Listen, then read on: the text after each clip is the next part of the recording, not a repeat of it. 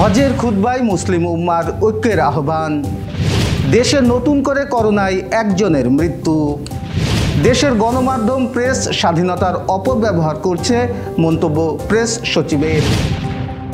ঝিনাইদহে দুর্ঘটনায় মা বাবা ও সন্তান নিহত। যশোরের যুবক হত্যার ঘটনায় 9 ঘন্টার মধ্যে রহস্য উদ্ঘাটন। মহেশপুরের যৌথ বাহিনীর অভিযানে বিদেশি অস্ত্রসহ আসামি গ্রেফতার।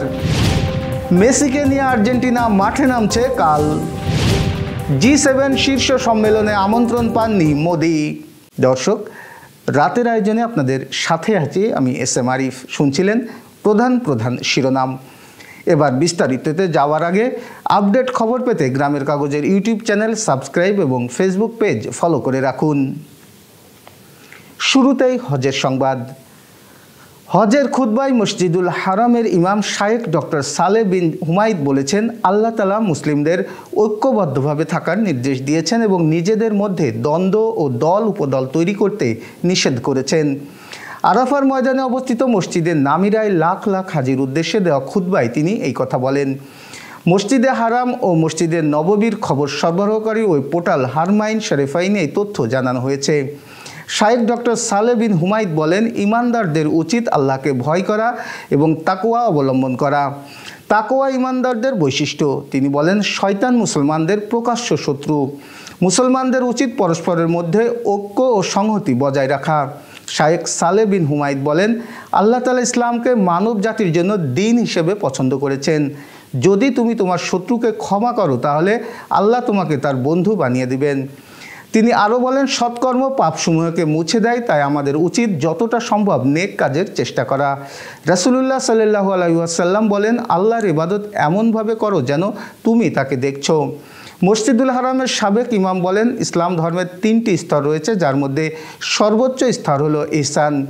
পিতামাতার সঙ্গে সদ্ব্যবহার, নম্রতা প্রদর্শন এবং প্রতিশ্রুতি পূরণ করা ইসলামের অংশ। আর লজ্জাশীলতা বা হায়া হলো ইমানের একটি শাখা। হজের প্রধান ও গুরুত্বপূর্ণ ফরজ আরাফায় অবস্থান পালনের জন্য আজ বৃহস্পতিবার ভোর থেকে আরাফায় পৌঁছাতে শুরু করেন হাজিরা। সেখানে পৌঁছে আল্লাহর কাছে দোয়া ও ইবাদতের সময় অতিবাহিত করেছেন তারা। সূর্যাস্তের পর তারা আরাফাত থেকে মুজদালিফার উদ্দেশ্যে রওনা হয়েছেন। এবার বিস্তারিত। দীর্ঘদিন পর দেশে নতুন করে করোনায় এক ব্যক্তির মৃত্যু হয়েছে। বৃহস্পতিবার স্বাস্থ্য অধিদপ্তর থেকে পাঠানো করোনা বিষয়ক নিয়মিত সংবাদ বিজ্ঞপ্তি থেকে এই তথ্য জানা যায়। বিজ্ঞপ্তিতে বলা হয়েছে, গত 24 ঘন্টায় করোনায় আক্রান্ত হয়েছেন 3 জন, সুস্থ হয়েছেন 3 জন আর মারা গেছেন 1 জন। 2020 সালের 8 মার্চ দেশে প্রথম 3 জনের দেহে করোনা ভাইরাস শনাক্ত হয়। এরপর 10 দিন পর ওই বছরের 18 মার্চ দেশে এই ভাইরাসে আক্রান্ত হয়ে প্রথম একজনের মৃত্যু হয়। গত 24 ঘন্টায় পরীক্ষা করা হয় 21 জনের নমুনা।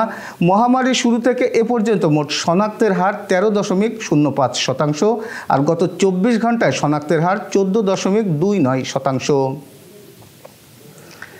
বাংলাদেশের গণমাধ্যমে এখন সবচেয়ে বড় সমস্যা হয়ে দাঁড়িয়েছে প্রেস স্বাধীনতার অপব্যবহার বলে মন্তব্য করেছেন প্রধান উপদেষ্টার প্রেস সচিব শফিকুল আলম। বৃহস্পতিবার নিজের ভেরিফাইড পেজে দেওয়া এক স্ট্যাটাসে এমন মন্তব্য করেছেন তিনি। ফেসবুক স্ট্যাটাসে তিনি লিখেছেন, বাংলাদেশের গণমাধ্যমে এখন সবচেয়ে বড় সমস্যা হয়ে দাঁড়িয়েছে প্রেস স্বাধীনতার অপব্যবহার। দেশের প্রখ্যাত কিছু পত্রিকা ও টিভি চ্যানেল প্রায়ই গুরুতর ভুল তথ্য প্রকাশ করে, অথচ বেশিরভাগ সময়ে এইসব ভুলের কোনো সংশোধনী প্রকাশ করা হয় না। অনেকে সংশোধন করতে বাধ্য হয় শুধুমাত্র সরাসরি চাপের মুখে পড়লে, তাও ন্যূনতম মাত্রায়। গতকাল আলোচিত মুক্তিযোদ্ধার পরিচয়ের বিষয় নিয়ে তিনি লেখেন, গতকাল সকালে শেখ মুজিবুর রহমান এবং 4 জন মুক্তিযোদ্ধার স্বাধীনতা সংগ্রামের ভূমিকা নিয়ে একটি ভুল তথ্য সামাজিক যোগাযোগ মাধ্যমে ভাইরাল হয়। বহু সংবাদ মাধ্যম ভুল সংবাদ প্রকাশ করে। আমরা ঘন্টার পর ঘন্টা ব্যয় করেছি ভুল তথ্য সংশোধন করে দিতে, অথচ অধিকাংশ মিডিয়া দীর্ঘ সময় পরেও সেই ভুল রিপোর্ট সরায়নি। কিছু সংবাদ মাধ্যম আবার দুঃখ প্রকাশ পর্যন্ত করেনি। এতে ভারতীয় গণমাধ্যম সহ বহু জায়গায় অন্তর্বর্তীকালীন সরকারের বিরুদ্ধে ইতিহাস বিকৃতির অভিযোগ উঠে যায়। পোস্টে তিনি বিভিন্ন বিষয় উল্লেখ করেছেন এবং উদাহরণও দিয়েছেন। পশ্চিমা দেশগুলোতে ভুল তথ্য ছড়ানোর জন্য গণমাধ্যমকে বড় অঙ্কের জরিমানা গুনতে হয় উল্লেখ করে তিনি লেখেন, ব্যস্ত সময়সূচির কারণে অনেক সময় খবর যাচাই করার সুযোগ থাকে না, আবার শাস্তি না থাকার কারণে তারা সত্য যাচাইয়ের তাগিদও থাকে না। যখন মিথ্যা বলার কোনো শাস্তি থাকে না, তখন কেউই আর সত্য যাচাইয়ের সময় ব্যয় করতে চায় না। এবার যশোর সহ আঞ্চলিক সংবাদ। ঘরে ঘরে যখন চলছে ঈদ উৎসবের শেষ মুহূর্তের প্রস্তুতি, তখনই ঝিনাইদহের আসাননগরে মর্মান্তিক সড়ক দুর্ঘটনায় বাবা মা ও সন্তানের করুণ মৃত্যু হয়েছে। আজ দুপুরে ঝিনাইদহ কুষ্টিয়া মহাসড়কে ঘটে এই হৃদয় বিদারক ঘটনা। হুদা মাইলমারি গ্রামের মোস্তফা মণ্ডল তার স্ত্রী সেলিনা খাতুন আর সন্তান মাহিমকে নিয়ে মোটরসাইকেলে বাড়ি ফিরছিলেন। আসাননগর এলাকায় একটি দ্রুতগামী ট্রাকের আঘাতে পথেই নিথর হয়ে পড়ে ছোট্ট মাহিম। গুরুতর আহত মুস্তফা এবং সেলিনাকে হাসপাতালে ভর্তির পর বিকাল 4টায় মুস্তফা এবং 1 ঘন্টার ব্যবধানে বিকাল 5টায় তার স্ত্রীও মারা যায়। ঈদ আনন্দ হয় দেখা দেয় এই পরিবারের 3টি প্রাণ নিভে যাওয়ায় তাদের গ্রামের বাড়িতে এখন কেবলই বুক ফাটা আর্তনাদ। ঈদ আনন্দের বদলে নেমে এসেছে সীমাহীন শোকের ছায়া। যশোরের শার্শায় ছুরিকাঘাতে যুবক খুনের ঘটনায় 9 ঘন্টার মধ্যে রহস্য উদ্ঘাটন সহ হত্যাকারী সোহেল রানাকে আটক করেছে পুলিশ। বৃহস্পতিবার দুপুরে প্রেস ব্রিফিংয়ে আটকের বিষয়টি নিশ্চিত করেন সহকারী police super Navaran circle Nishat Al Nahian. এর আগে ভোর 5টার সময় উপজেলার জামতলা ট্যাংরা হাই স্কুলের সামনে থেকে তাকে আটক করা হয়। আটক সোহেল রানা বাগাসড়া ইউনিয়নের ট্যাংরা গ্রামের রমজান শেখের ছেলে। পুলিশ জানায়, বুধবার রাত 10টার দিকে উলাশী ইউনিয়নের খাজুরা গ্রামের মধ্যে অবস্থিত দক্ষিণ বুরুজবাগানগামী মাটির রাস্তার থেকে স্থানীয়রা ছুরিকাঘাতে রক্তাক্ত 2 যুবককে উদ্ধার করে উপজেলা স্বাস্থ্য কমপ্লেক্সে নিয়ে আসলে সবুজ নামের এক যুবকের মৃত্যু হয়। অপরজন আহত রাজুকে হসপিটালে ভর্তি করে। খবর পেয়ে পুলিশ ঘটনাস্থল পরিদর্শন করে এবং লাশ উদ্ধার করে ময়না তদন্তের জন্য যশোর হাসপাতালের মর্গে প্রেরণ করে।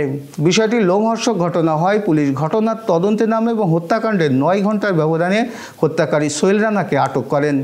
সহকারী police super Navaran circle Nishat Al Nahian জানান, আটক আসামিকে বিজ্ঞ আদালতে সোপর্দ করা হয়েছে এবং পলাতক আসামি আলামিনকে আটকের চেষ্টা অব্যাহত আছে। বাংলাদেশ জাতীয়তাবাদী মহিলা দল যশোর নগর শাখার উদ্যোগে ঈদ সামগ্রী বিতরণ করা হয়েছে। বৃহস্পতিবার দুপুরে যশোর জেলা বিএনপির কার্যালয়ে এই আয়োজন করা হয়। এতে প্রধান অতিথি ছিলেন বিএনপির খুলনা বিভাগীয় ভারপ্রাপ্ত সাংগঠনিক সম্পাদক অনিন্দ ইসলাম অমিত।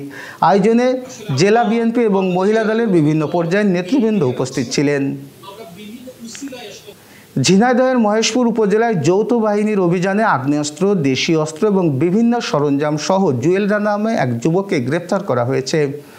বুধবার দিবাগত ভোররাতে উপজেলা গয়েশপুর গ্রামে এই অভিযান চালিয়ে তাকে গ্রেপ্তার করা হয়।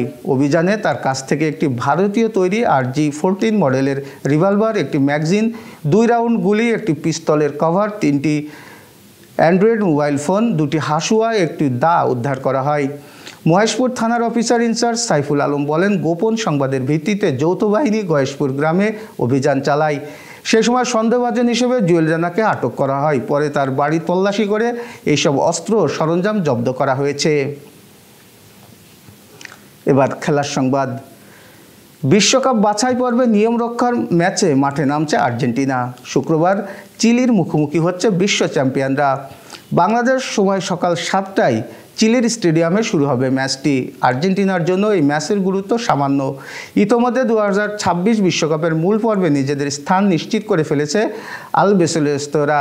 তবে ফুটবল প্রেমীদের জন্য ম্যাচটি বিশেষ আকর্ষণ ও অন্য একটি বিশেষ কারণে লিওনেল মেসির প্রত্যাবর্তনের কারণে।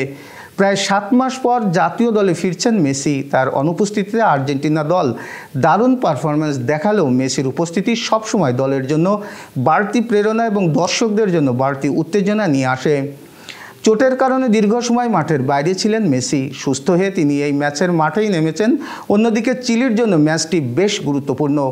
2026 বিশ্বকাপে মূল পর্বে সরাসরি খেলার সুযোগ পেতে হলে তাদের প্রতিটি ম্যাচে ভালো ফল করতে হবে।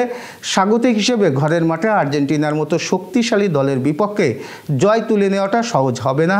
সেরা একাদশ নিয়েই মাঠে নামবে তারা। Renaissance hospital and diagnostic centre. রেনেসাতেই মিলছে কম খরচে উন্নত সেবা। তাই নিশ্চিন্তে আমাদের সেবা নিন, সুস্থ থাকুন। Renaissance hospital and diagnostic centre, সদর হাসপাতাল মোড়, দরাটানা, যশোর। দর্শক, শেষ করব আন্তর্জাতিক সংবাদ দিয়ে।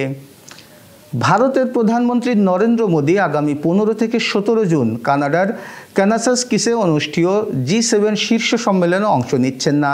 গত 6 বছরের মধ্যে এই প্রথম তিনি এই সম্মেলনে অনুপস্থিত থাকছেন, যা ভারত কানাডার সম্পর্কের অবনতির ইঙ্গিত দিচ্ছে। নয়াদিল্লি কর্মকর্তারা জানিয়েছে, কানাডা থেকে মোদিকে এখনও কোনো আমন্ত্রণ জানানো হয়নি। G7 সদস্য নয় এমন দেশগুলো আমন্ত্রণ জানানো সম্পূর্ণভাবে আয়োজক দেশের সিদ্ধান্তের উপর নির্ভর করে। কানাডার প্রধানমন্ত্রী মার্ক কার্নিওর দপ্তর জানিয়েছে, সময় মতো আমন্ত্রিতদের তালিকা প্রকাশ করা হবে। এই ছিল আজকের রাতের আয়োজন। এরপর সকাল 8টার খবর দেখার আমন্ত্রণ জানিয়ে শেষ করছি। ধন্যবাদ সকলকে।